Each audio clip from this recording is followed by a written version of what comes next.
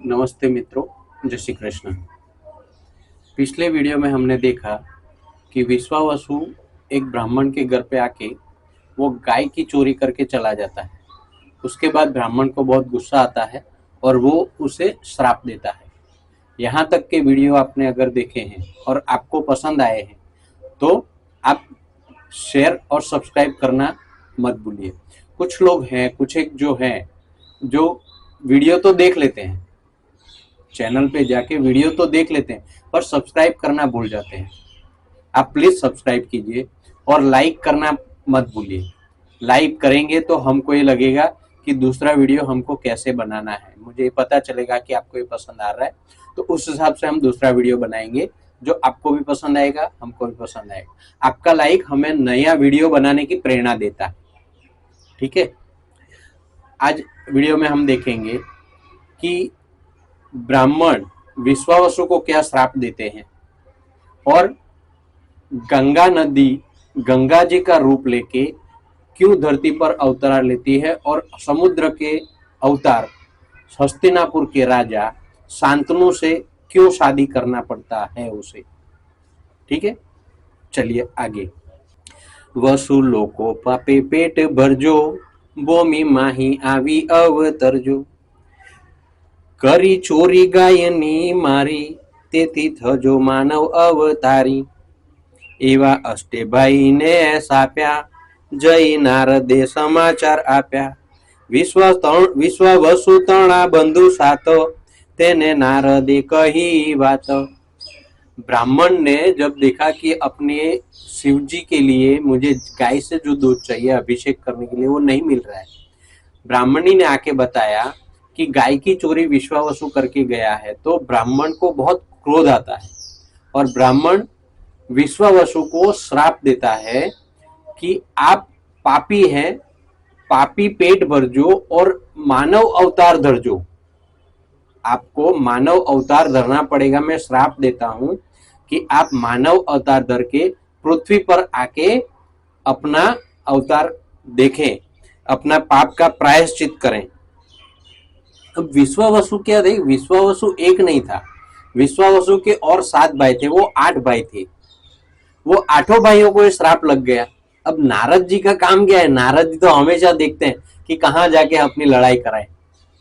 नारद जी सीधे जाते हैं विश्वावसु के 7 भाइयों के पास और 7 भाइयों को बोलते हैं कि आपको आपके भाई की वजह से श्राप लगा है।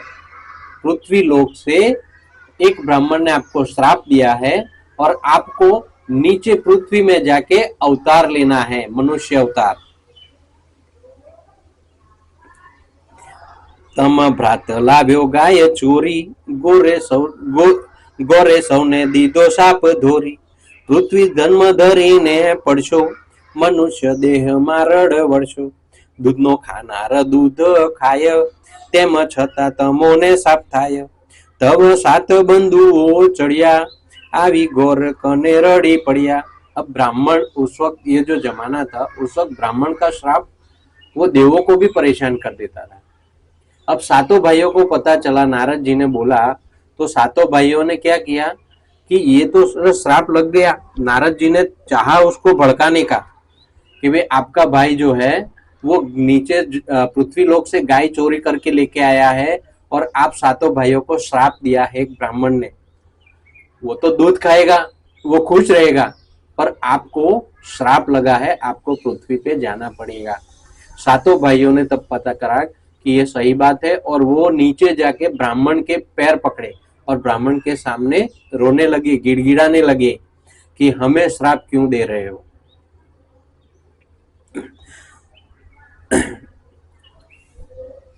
महाराजा अमारा शा पाप, विना अपराधे दीदो शाप। तब घोर तणो क्रोध भागे, पाप छाटा पाड़ोशी ने लागे। तमे वण अपराधी छो ज्यारे, शाप अनुग्रह करू छू त्यारे। अवतर जो पृथ्वी लोक में एक धन, तरत पामजो स्वर्ग सदन। अब 7 भाई नीचे आके गौर महाराज को आजीजी कर रहे हैं, विनती कर रहे हैं कि महाराज हमने तो कोई पाप किया नहीं और आपने हमें इतना बड़ा श्राप दे दिया। तब गौर महाराज को भी पता चलता है कि ये तो 8 भाई है, मैंने विश्वावसु को श्राप दिया है, उसके 8 भाई हैं और 8 में से 7 ने तो कुछ किया ही नहीं है। तो ब्राह्मण को भी लगता है कि मैंने गलत श्राप दे दिया है।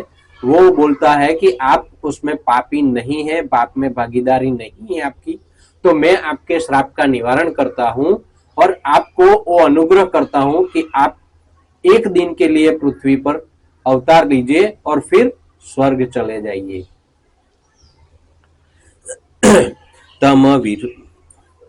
तम विश्वीर विश्वावसु जेह घणा धन रेजो पृथ्वी मातेह।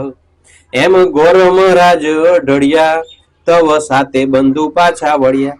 जय कहया भाई ने समाचार सुनी पछतायो अपरंपार। नारी ने धिक्कारी अपार लीधी गौरनी गाय तेवार। अब 7 बंधु थे, 7 बंधु को पाप का निवारण मिल गया श्राप का गौर महाराज से। तो 7 बंधु जाते हैं विश्वावसु के पास, अपने बड़े भाई के पास, और बड़े भाई को बोलते हैं कि तुझे अब पृथ्वी पे अवतार लेना है, गौर महाराज ने तुझे भी श्राप दिया है।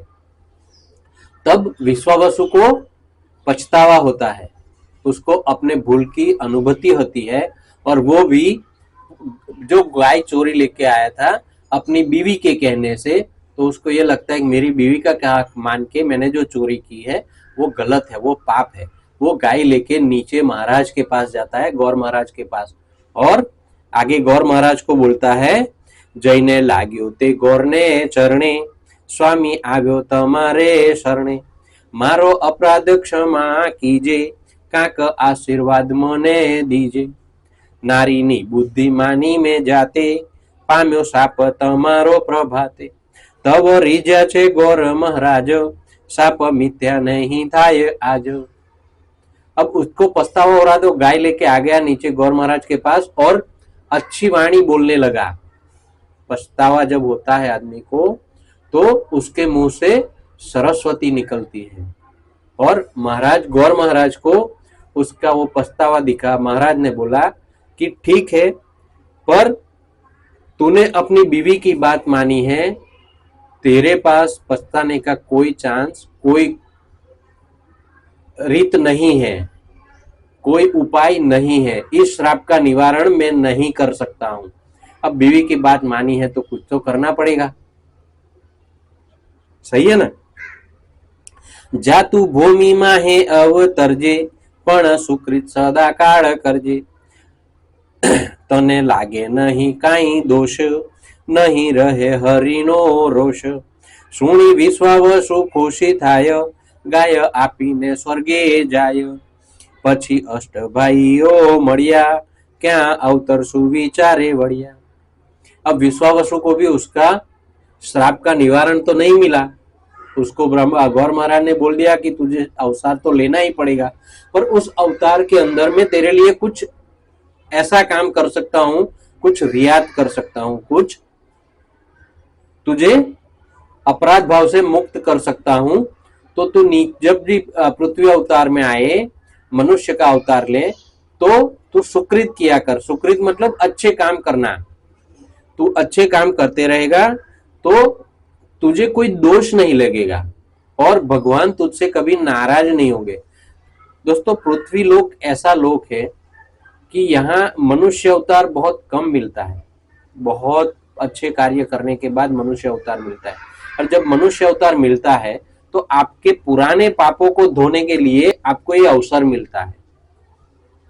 हम मनुष्य लोग हैं, ये बातें कुछ सोचते नहीं है, पर हिसाब तो जब होता है तब होता है। मनुष्य अवतार लेने से देव क्यों डरते हैं? देव इसलिए नहीं डरते कि मनुष्य अवतार लेने के बाद क्या हो जाएगा, हमको ये करना होगा, हमने वो करना होगा, मनुष्य अवतार हम नहीं ले सकते। वो आके मनुष्य अवतार ले सकते हैं, पर मनुष्य अवतार लेने के बाद जो कर्म का बंधन आपको लगता है, वो कर्म का बंधन आपको कभी नहीं छोड़ता। इसलिए देव जो है, देव लोग वापस पृथ्वी लोक में आना नहीं चाहते हैं। ये मनुष्य अवतार ही है कि जहां पर आप पाप कर्म को धोने के लिए पुण्य कर्म, सुकृत, अच्छे कार्य करके आप आपके पुराने पापों को धो सकते हैं। अच्छे कर्म करेंगे तो तो आपका मनुष्य अवतार के बाद कोई अवतार नहीं होगा। पर अगर मनुष्य अवतार में ही आपने गलत काम किए, पाप कर्म किए, तो आपका दूसरा अवतार निश्चित है, जिससे देवलोक डरते हैं। आगे देखते हैं। अब सातों भाई और आठवां विश्वावसु इकट्ठा होके, उनको पता तो लग गया कि श्राप लगा है तो पृथ्वी पर तो अवतार लेना ही पड़ेगा। तो ये लोग सोचते हैं कि हम तो देव हैं, हमें पृथ्वी लोक पे जाना है, तो हम कैसे जाए। मनुष्य पेटे देह न धराय, देव थई केम एम पड़ाय, माटे चालो गंगा ने कर गरिए, परणे तो पेटे अवतरिए। एम धारी गंगा पास गया, कहूं कर गरिने थया दास, तमो वरो कोई ने नेट, अमो अवतरिए तम पेट। अब गंगा नदी जो है वो स्वर्ग से आई है, तो गंगा अपने आप में एक देवी है। अब ये सातों विश्वावसु जाते हैं गंगा नदी के पास, और गंगा नदी को कहते हैं कि आप कृपा करके पृथ्वी पर जाइए, मनुष्य अवतार लीजिए और किसी से शादी करिए, हम आपके पेट से अवतार लेंगे। तव गंगा कहे ते करीशु, थोड़ा दिवसे कोईने वरीशु, सुनी थया वसु विदाय, गंगाए विचार्यु मनमा, मारे वरवु कोई नर साथ, ग्रहो समुद्र के रोज हाथ, संतनु ने सिंधु अवतार, हस्तिनापुर राज्य कुमार। अब गंगा जी के सर पे ये श्राप का निवारण के लिए विश्वावसु अवतार लेने की सोच रहे हैं। तो अब आई जवाबदारी गंगा नदी के पास। अब गंगा नदी क्या सोचती है, गंगा नदी जी सोचते हैं कि मैं जाके अगर किसी से भी शादी कर लूं वो हो नहीं सकता, तो गंगा नदी जो है वो नीचे आके शांतनु जो समुद्र के अवतार हैं और हस्तिनापुर के राजकुमार हैं, हस्तिनापुर के राजकुमार हैं, वो उनके पास जाके शादी करना चाहती है। एम जानी पूर्णिमा ने धन, थयु मार वरवानु मन, लीधु 16 वर्षनु स्वरूप, वश करवाने शांतनु भूप, वीणा लीधी पोते कर माय, गया हस्तिनापुर जे जाय, जई बाग में बैठा आप, करे गायन ना आलाप। अब ये सोचने के बाद गंगा नदी ने एक 16 साल की लड़की का रूप लिया, हाथ में वीणा ली, स्वरूपान कन्या बनके वो जाती है हस्तिनापुर में, और हस्तिनापुर में जाके एक बाग में बैठ के गायन का आलाप करती है। शाम का वक्त है और वो गायन गाना, गीत गाना शुरू करती है। घेर सांभळ्यु राजाए कान, उठ्यो झबकी थई गुलतान, गयो बाग उघट मन साथ, जोई ग्रह्यो गंगाजी नो हाथ, तमो कोण छो देह रूपाड़ी, मोह पाम्यो हूँ तमने निहाड़ी, गंगा कहे मनुष्य नी जाति, कर मुको सुराना साथी। अब ये जो गाना गा रही थी गंगा जी वीणा के साथ, वो आवाज सुनी समुद्र के अवतार शांतनु ने, हस्तिनापुर के राजकुमार ने। वो सो रहे थे, वो उठे, वो आवाज इतनी सुरीली थी कि वो आवाज सुनते सुनते बाग में आए और इतनी सुंदर कन्या को देख के तुरंत उन्होंने उसका हाथ पकड़ लिया। इसके आगे क्या होता है वो हम अगले वीडियो में देखेंगे। तब तक के लिए जय श्री कृष्ण, नमस्ते।